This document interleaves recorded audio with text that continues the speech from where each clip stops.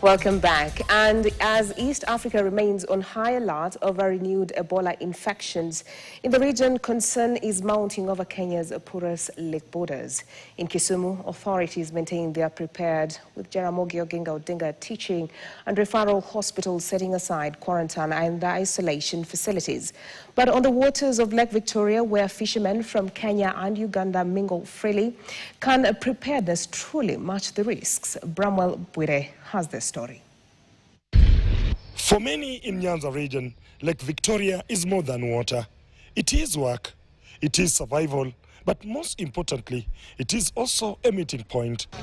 Every day, fishermen from Kenya, Uganda and Tanzania interact freely, sharing fishing grounds, exchanging goods and services, moving from one shore to another with little thought about boundaries. Mostly the fisher folk along the islands are living in the community. So they interact with their counterparts from Uganda on this other side and from URT on the other side of Migori. So the entire Busia County 21 BMUs interact daily with the fisher folk from the Republic of Uganda.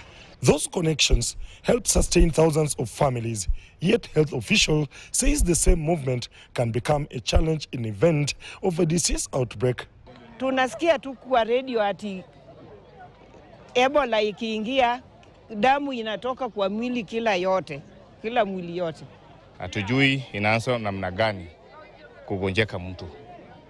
Maana saa hii hatuwezi kubali ingie hapa. Government isaidie sisi hiyo ugonjwa isiingie hapa. As neighboring countries heighten Ebola surveillance, attention is now turning to border communities like those around Lake Victoria.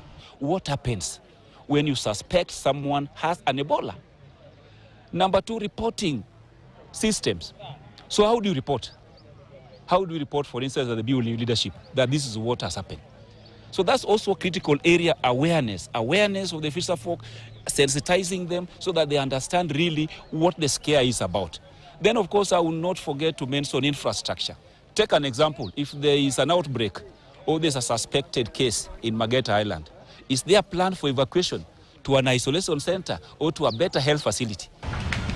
Few kilometers away, preparations are underway inside Kisumu's largest referral facility, Jaramogi Oginga Odinga Teaching and Referral Hospital.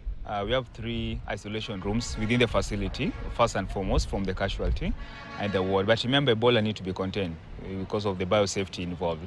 So again, now we have an annex. So the annex has 6 rooms. So it has very 6 closed rooms which can handle 6 patients, and also 4 general wards where you can also now, after doing contact tracing, you can isolate the patient. So that's a 13 to 14, that's a very good number for now, because we have never had Ebola case in Kenya. You saw those wards. What we are going to do is right now, first support in terms of refurbishment, innovation, to be able, because it's within the Kemri system, for us to be able to renovate it. And then after we renovate it, now it will be ready for any eventuality. And for the communities that depend on the lake, stopping movement is rarely an option. For the communities living on the shores of Lake Victoria, the question is not about how hospitals are well prepared, but whether the surveillance on Lake Victoria can keep pace with the daily human traffic in this region. Bramwell Bwire, KTN, Homa Bay.